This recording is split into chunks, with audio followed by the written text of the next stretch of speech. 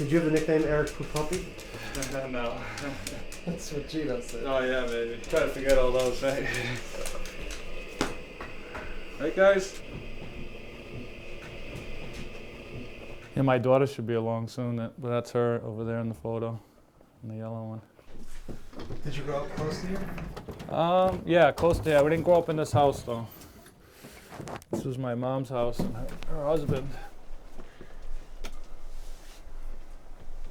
You know, these are all the hits.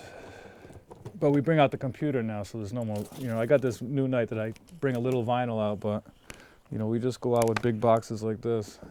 The vinyl, I used to anyway. How'd you get into it? Just local people around here, skaters, and it was just a great music, you know. These are like some of my LPs. I don't get to them as much as I used to. I do plumbing work, and that's what I make my money with. When I used to be a pro skater, I'd sit in my room, smoke, listen to album after album, hang around. What year did you start skating? I don't know, when I was like 15, so 23 years ago.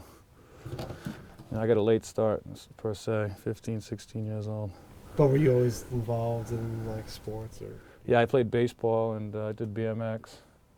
Yeah, the skateboard took the BMX bike away.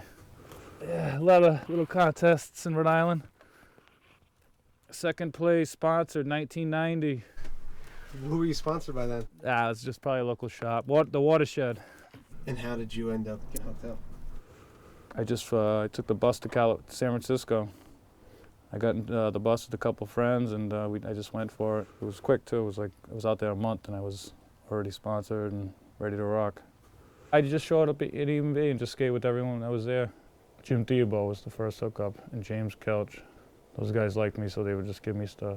My first photo was on Market Street doing the Thunder ad, doing that ollie over that fountain there. I was going big, pretty much. He was out in San Francisco. When I went to visit with Keenan and Huff, they were staying at Ron's house. And I think Eric was down with fun back then. I think that one trip, that's when I met Eric. He was just a good skater. Who did you become friends with that was on fun? It was me, Keenan, and Huff. And that was the main three dudes that would roll. It'd be me, Ron, Keenan, Huff, and me in the car, like going around the tour fighting, you know, like having fun. But it was like, 'cause there was no money, so it was, you know, all just piled in a car, like expected to do stuff for nothing. Like, but we were having fun, so it didn't matter. What were some of your favorite things that you got on video?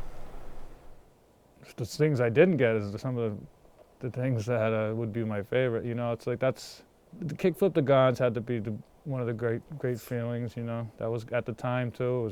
It was like 2 weeks after Gons had done it, and the time I had broke the board sequence was before Gons had done it. So then Gons was just hanging out one day. He's like, maybe I should just kickflip it, and he just goes and does it. Like, and I was there. I was like, fuck. And a couple weeks later, I was skating it with somebody, and I just did it. But it, you know, it felt really good. But I was like, fuck, I should. You know, 3 weeks ago I could have been the first. But that 4-1 opener? Yeah, the hard flip down the 7. Yeah, that felt real good too. I was happy with that because I was down and out. I didn't have a sponsor right then either. I was just filming with Aaron, doing the thing. And Mike Tronansky at the time, he was trying to set me up. Like if I landed a couple good tricks, he'd throw me some money, give me the boards I need, keep me going. Because he knew I didn't have a sponsor. I was like kind of out there.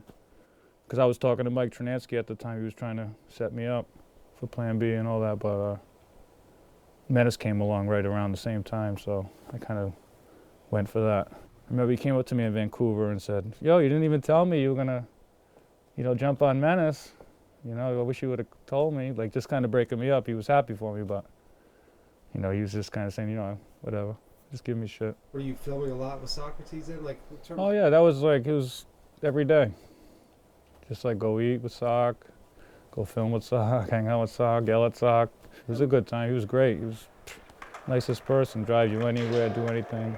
Pupecki was always down to skate, but it seemed like he wasn't down to skate the stuff that the other dudes they were skating. He had a different bag of tricks, definitely. He was kind of an innovator, it seemed to me. I don't think it was like one of those dudes that was like busting, flip in, flip out type stuff. He was just the kind of dude that would go for like a back tail on a big rail or front crooking the Venice ledge. What about the Lockwood sessions? everyone's watching when you're out there. Like it's in Rhode Island, like you're on a dead street with nobody, like you're there. In Lockwood, it's like, it's a center stage. Everyone's filming, you know, people ripping. This is a time when all these tricks were being done on the big benches for the first time. Like, you know, even like switch nose grind on the top of a picnic table, it's like no one had done it. You know, when I did the front side blunt, no one had done it. You know, every day it's a new trick, first time ever done. You know, it was exciting. Like, you know, just go home and like talk about the stuff. It's cool. Did like the team fit with like your vibe at the time? Yeah, it was. We all got along right away. You know, it was everyone's smoking, everyone's drinking, skating, just you know doing that all the time. So, yeah, I don't know. It was just a good time. We got to move around a lot together and just be able to act as crazy as we wanted to be and like, you know, get treated with the respect everywhere we went, and it was good. And that, you know, I can't beat that. Were there any other like people that you guys wanted to be on the team that never got on? Nah, we had a team. It was pretty much. It was like almost like, who we gonna let into this? Nobody. Forget it. You know what I mean? You had to be, like even Stevie Williams was like dying to get on. We'd be sitting there drinking Hennessy in Philly. He'd be doing flat ground in front of us all night, just like trying to show us like how high he could pop his shit and like, you know. And look at Stevie now. He's like killing it. Yeah, I was a fan. I've always been a fan of Kareem and Menace, and I always wanted to be on that team. That's a team that I wanted to be on, and it never happened. It's like buying a car, you know what I mean? I want the Lexus, but I had to settle for the goddamn Accord. You know what I mean? Yeah. It sucked, but at least I got a chance to ride in a Lexus. You feel me? It was like one of those, I was happy just knowing them dudes and it felt like when I'm around them, I'm actually a part of the team. But I didn't get the product of going on tour, so. But then it got goofy, and then people like Kane Gale got on, and it's just like, it just kind of took the integrity like right out of it, I think. I wasn't down for that. And that's when I got grumpy. You know, I was like kind of distancing myself from everybody by being so grumpy. I mean, you stayed on to the end, right? Yeah, of course, but like I said, all that footage was mad old, and like they didn't want to use my footage because it was so old. You know, I wasn't taking control, so I can't blame anybody. So I don't regret none of that. So even though, like you said, I look back and I'm like, oh, I should have done this, should have done that, but whatever, just keep going. Did your daughter ever ask about your skate career? Not too much. I don't talk about it. It's not like, I just live in the present a lot of the times. You know, I don't like, oh yeah. I go through phases where I'm like, I used to do this, but then, you know, get back to reality. Has she ever seen 20 Shot Sequence or anything? She likes it all right, but she likes iCarly. She likes, you know, Victorious and shit like that. So. Oh, good fall though. Yeah. Did you get our bunny? No. Uh-oh, don't scratch it. Vintage. It's vintage. What's your buddy's name? Cupcake. It's That my one. favorite. This one. That With one's it all your hurt. favorite? Yeah. And this one's pretty funny. Yeah, I met Eric in Long Beach at ASR. You know, whatever, fun times lead to crazy weekend. Remember that Guru was performing that weekend. I remember Eric got arrested that weekend. Oh, I forgot. Yeah, Is it Eric Austin? Yeah, he got arrested and Keenan bailed him out. Nothing. Not for being too silly. Oh. That's why he wasn't. Way too silly. Yeah, he wasn't being a good boy. They were crazy.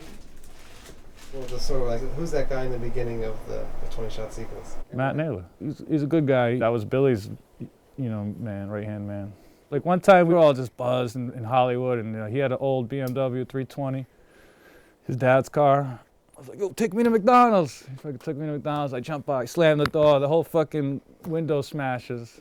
So he gets out, and he's like, dude, what the fuck? And I'm like, I go like this, I flinch him, and then I hit him in the shoulder 2 times after I break his window. I mean, shit was crazy. You know what I mean? I slammed his door, broke his window, then I punched him in his arm 2 times. Like, not nice. That's fucked up.